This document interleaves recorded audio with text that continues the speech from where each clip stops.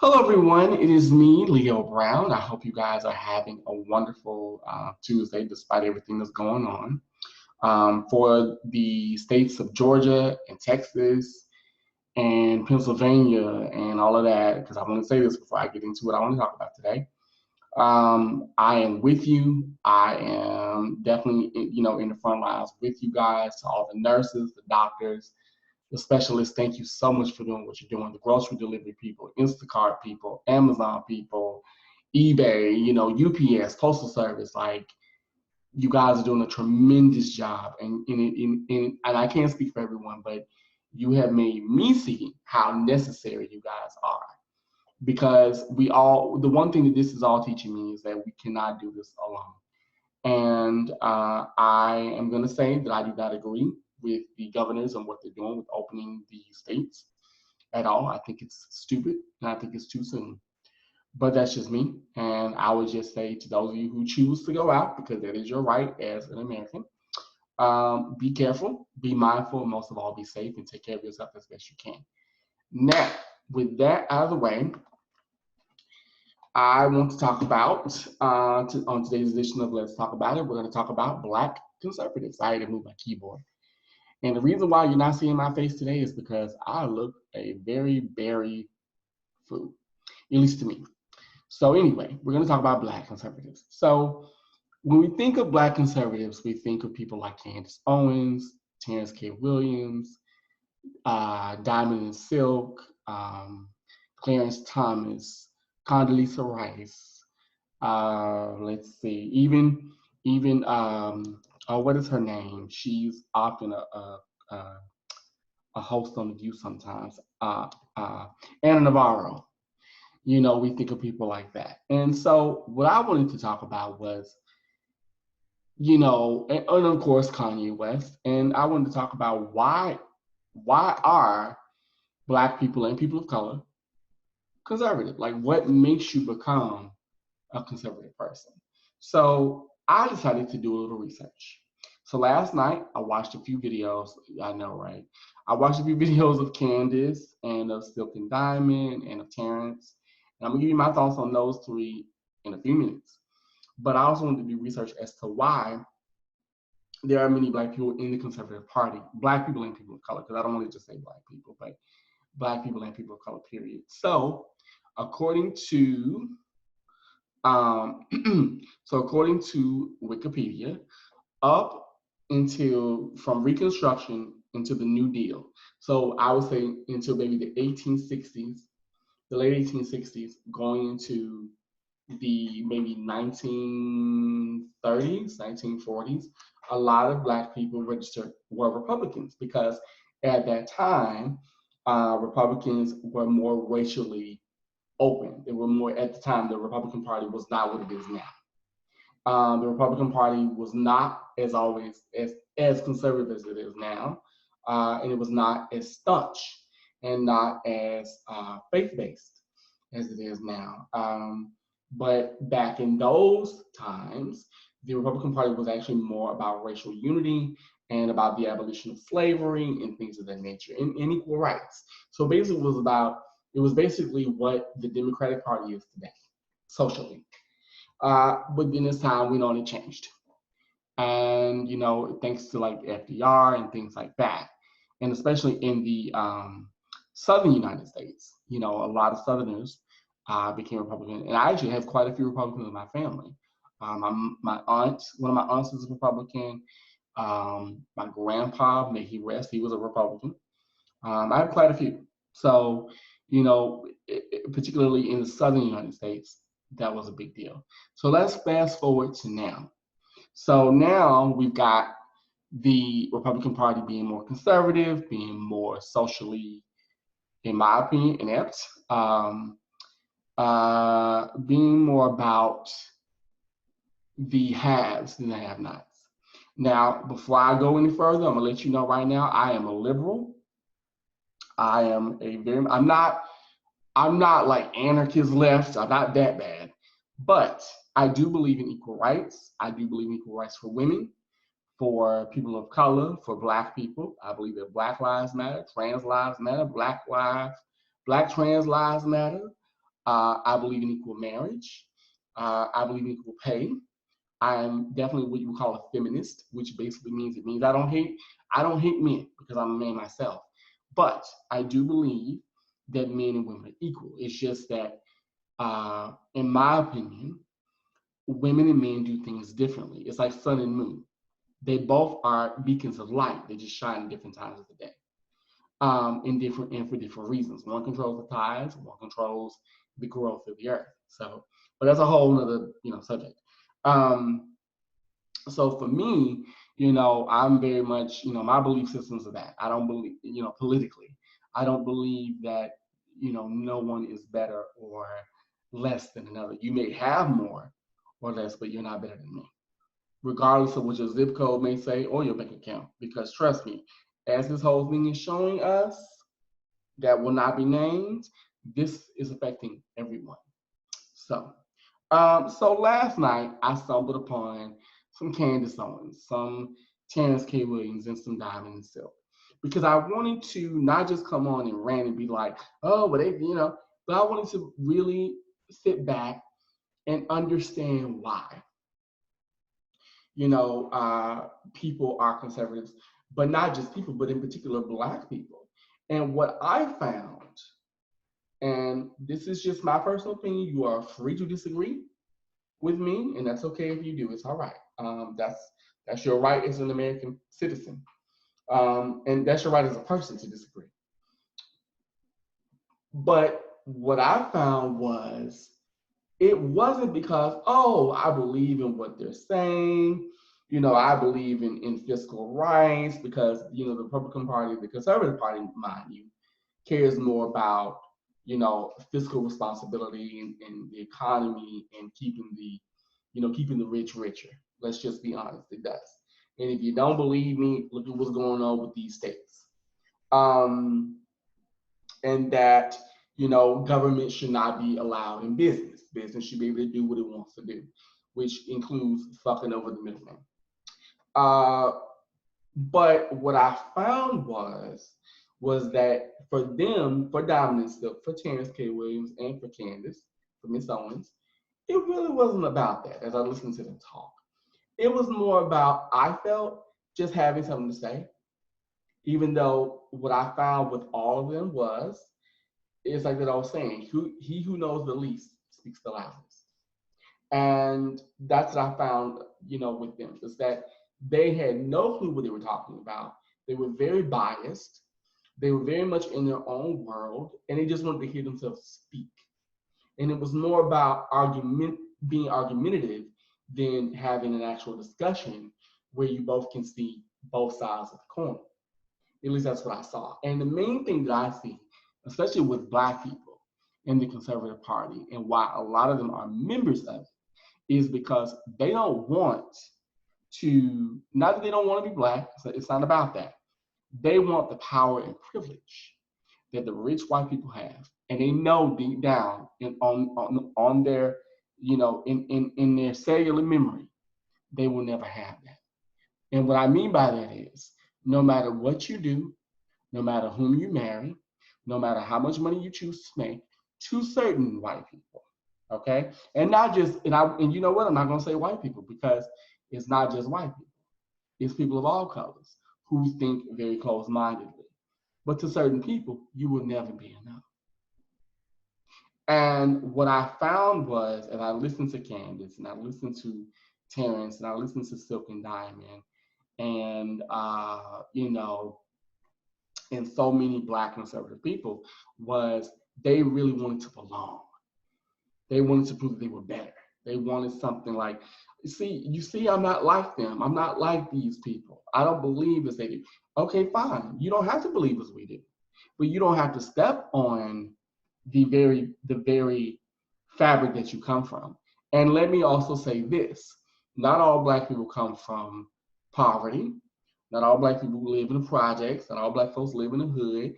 That's an exception. That is not the rule. Some of us live very well to do. There is a Black 1%. So let's get that out of the way right now, because I don't want anyone to be like, I know that. I've been around Black 1%ers. I've been around people who are very affluent and have money. And things of that nature. I know what that lifestyle was like. I've myself have gone to private school and had, you know, been around the elites, and I know etiquette and things of that nature. But I also know what it is to live on government cheese and federal assistance. Now, that's not something that is not uh, just with Black people, because quiet as it's kept, majority of the people who are on federal assistance are white people. But you didn't hear that from me. So, you know, but what I'm trying to say is it's okay to want to excel and be more and do more and you know, and be a credit to your race and a credit to your community. But while doing that, you don't have to step on the very people who have fostered you or helped you to get to where you are. You don't have to go back and, you know, give them bags of money, but you don't have to look down. And what I find with a lot of, especially the Black conservatives that are in the spotlight, you know, Ben Carson, Omarosa, even though I don't think Omarosa is a conservative, really. I think Omarosa is a good actress. I think she played a conservative role because she was trying to help out a person who she thought was a friend. And she was trying to get her own, you know, take care of herself. And when you look at it from that perspective, even though I don't like it, let's be honest, who hasn't done that? That's done even in corporate America, what she did. So, you know, but if you look at people like Stacey Dash, if you look at people like Ben Carson, they have this very misguided view of their own community. And they perpetuate that. And they think, well, I want to help them. I want to help the Black people and make them better. Well, taking away their beliefs and criticizing them for voting for who they like to, or for living the way they know is familiar, or, you know, for wanting them, or even for wanting them to be a part of your fabric, but just not believing as you believe, that's not helping them. That's hindering and hurting, might I add.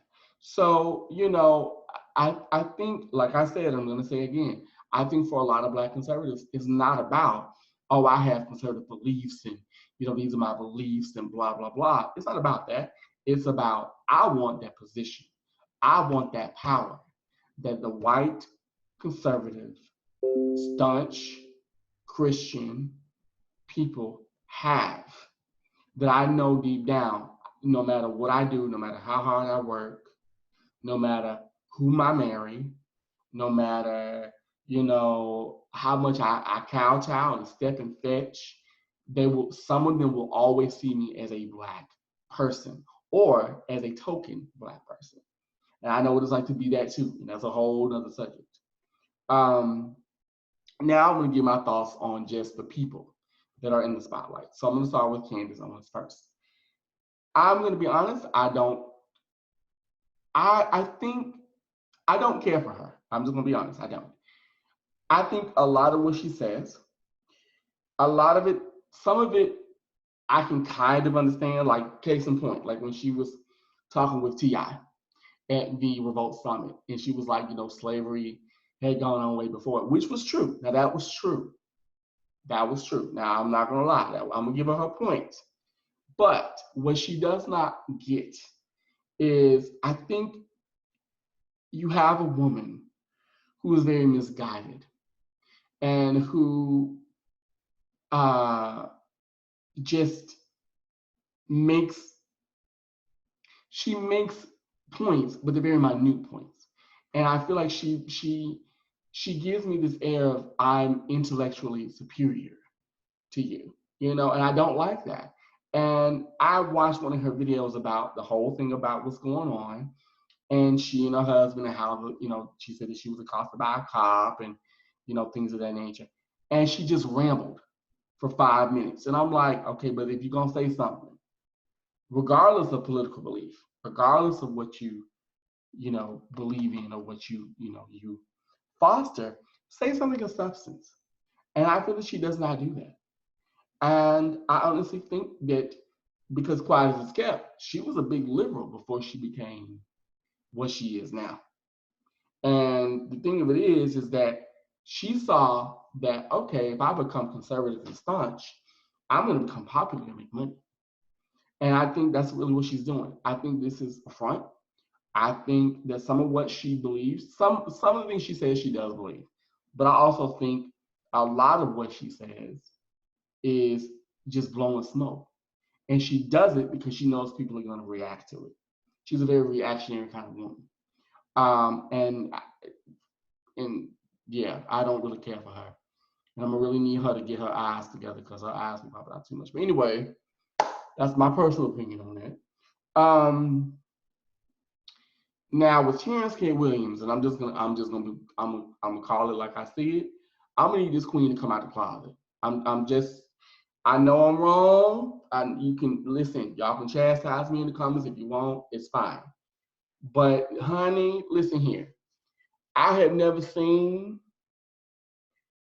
a good old country queen in my life, honey. Okay? And here's another one. You just want to hear yourself talk. You talking shit and ain't saying nothing. Nothing of value, nothing of substance. Because he was another one. I watched it now, in my youth, I went through it and I watched the videos in full. And I said, okay, let me watch it.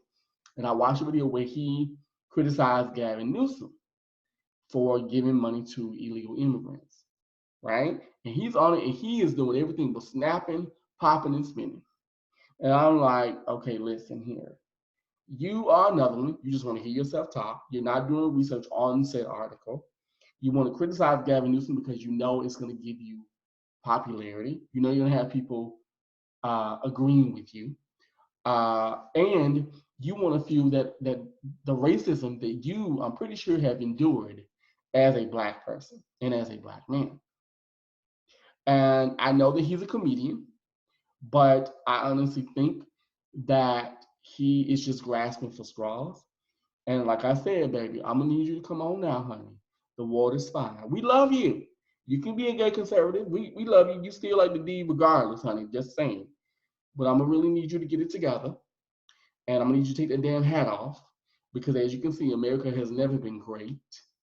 Let's just start there. But no, man. But you know what though? Let me just say this. Quiet as kept. A lot of Black people are conservative.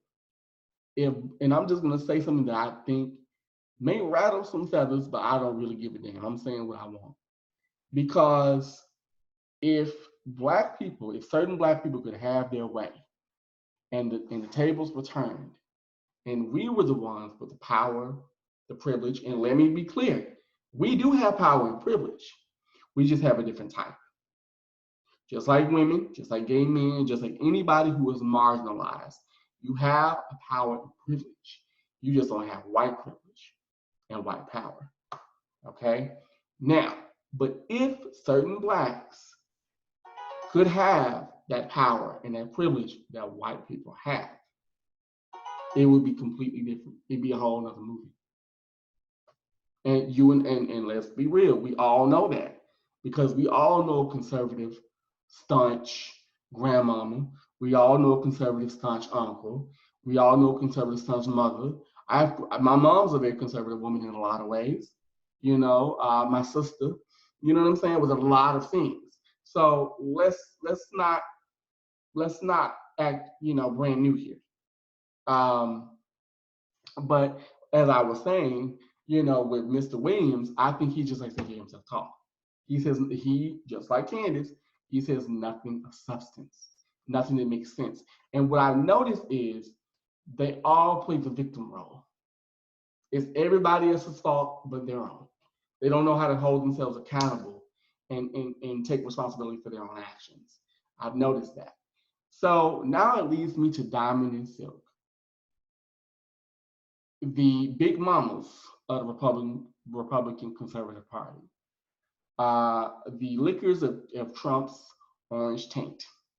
So I watched their chit chat on YouTube, and what I saw was basically a call and response. It was almost like watching a gospel choir, just call and response, but just off tune and off key. And I'm just like, so everything that Diamond repeated, or everything that Diamond said, Sip repeated. No mind of her own. That's one thing I noticed too. She's just there. No factuals, just talking about people just because they can. And really, for them, I saw it was about money, and it was about just attention, and it wasn't really about fact. And that's the one thing that I have to say. It does irk me that a lot of Black conservatives are not about the truth. They're about spinning a narrative that a lot of people, regardless of color, think is cute. That's not fair. And let me be real, it's the same way on the liberal side too.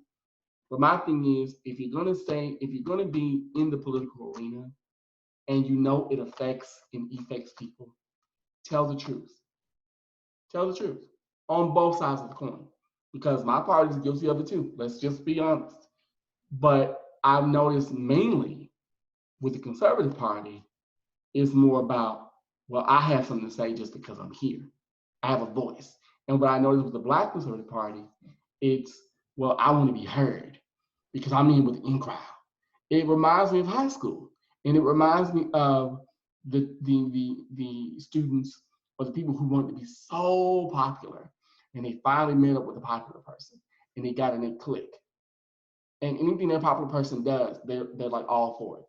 In their mind, that person can do no wrong. And unfortunately, that's where they see the acting president, because he's not a president to me. And even if he were, um, what he is doing is not presidential, regardless of party lines. Let's just be honest. So that's my take on it. I just think that, like I said, I think people of color and Black people become conservative because not because of beliefs, but because of power and privilege. So that's my thoughts on it. Tell me what you think. Let me know. Leave the comments below. What do you want me to talk about next? I'm sorry you guys couldn't see me, but I just wanted to come on and give my opinion on this. So let me know what you think, and we'll talk soon. Have a wonderful evening. Bye-bye.